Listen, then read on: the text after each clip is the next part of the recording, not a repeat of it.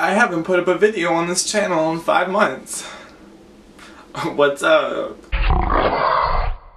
Hey everybody, my name's Michael BookLion, but you probably don't remember that because it's been a while since I've done this video thing here. So I'm just gonna run through some excuses and then we're gonna move on, alright? I have a 9 to 5 job. That's more like an 8 to 6:30 job by the time I get home. I'm a Sagittarius. I could have filmed a video, but I wanted to eat Popeyes instead. I have hemorrhoids. That's a joke. It's a Vine. I hope you guys got the reference. I just don't have the creative energy in me to film all the time. The time that I'm not spent filming is sometimes spent working on a book that you guys might be able to read from me sometime, so that's fun, right? That's a good excuse. I've been doing videos on epic reads. I will link some of those down below, so just because I haven't been here doesn't mean you can't see my face. I have sunburn.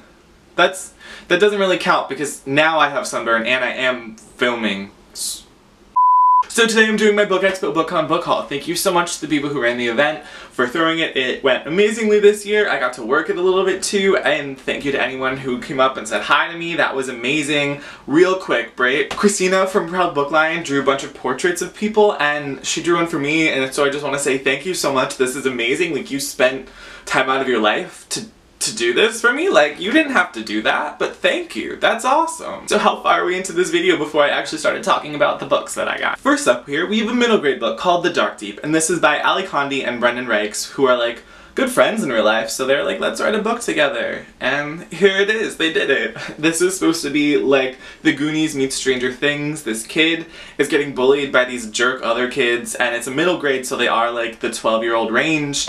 And he ends up like falling into this really cold pool, but someone dives after him and they all end up going in and find this like island mystic area thing under the water. And right on the back, Melissa De La Cruz says, and I quote, "Move over, Stranger Things." And that's a hefty quote, so I love Stranger Things and I'm excited to read this one. The next book I have here isn't a full book, but it's a little teaser, and it is King of Scars by the one and only Leigh Bardugo. Leigh Bardugo is just the best person ever. I got to do a bunch of Facebook Live interviews with authors during Book Expo and Bookcon. I will possibly link those down below as well, and Leigh Bardugo was one of the people I got to interview, and she basically like, it made my life, you know? It was a really fun experience. This follows Nikolai, who you know a little bit if you read the Grisha trilogy, the original 3 books. And it follows his story to see where he goes after those end, and there's also a little bit of Nina in here, and there's some new stories intertwined, and it's not the full thing, sadly, but I am glad to be able to even hold part of this in my hands.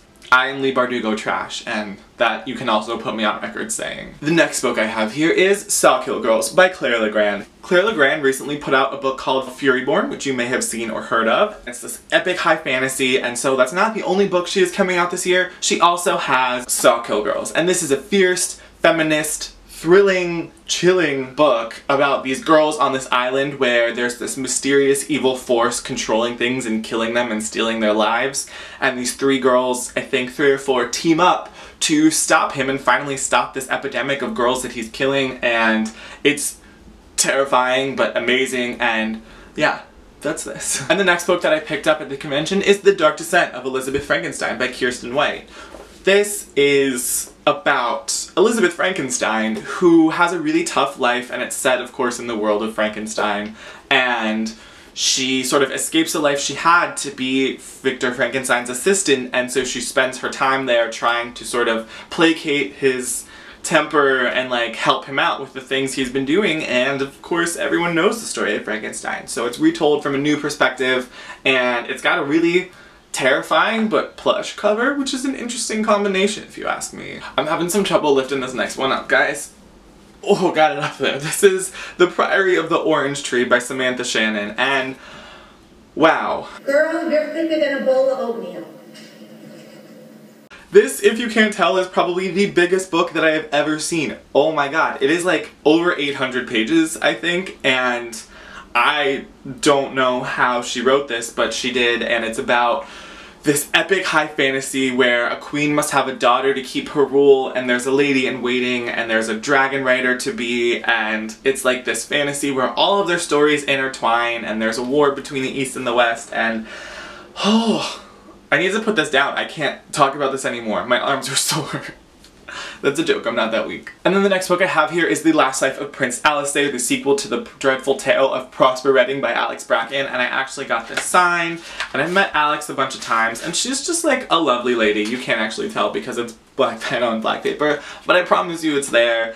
And this continues the story of Prosper Redding, who ended up in some precarious situations. It's a really dark, like Halloween-themed middle grade where there's witches and evil powers and this whole other realm with evil people in it. And I'm trying not to spoil anything because I'm really not good at talking about second books, but it's great and you should read it. And yeah, I got it. And then the next book I have here is Pride by Evie Zaboy, and this is a Pride and Prejudice retelling set in Brooklyn during gentrification. So, wow. That's a packed, amazing story, and the cover's amazing, and yeah, I don't know what more I should say about this. And then I picked up Dry by Neil Shusterman and Jared Shusterman, who's Neil's son, so that's really cool that they wrote a book together and like didn't kill each other in the process. And I got this signed as well, and it is a post-apocalyptic story set in a world where the tap out has occurred, which means they've like all run out of water, and so it's like an epic dystopian. And Neil Shusterman, if you've read the Scythe series, am I pointing to the right place?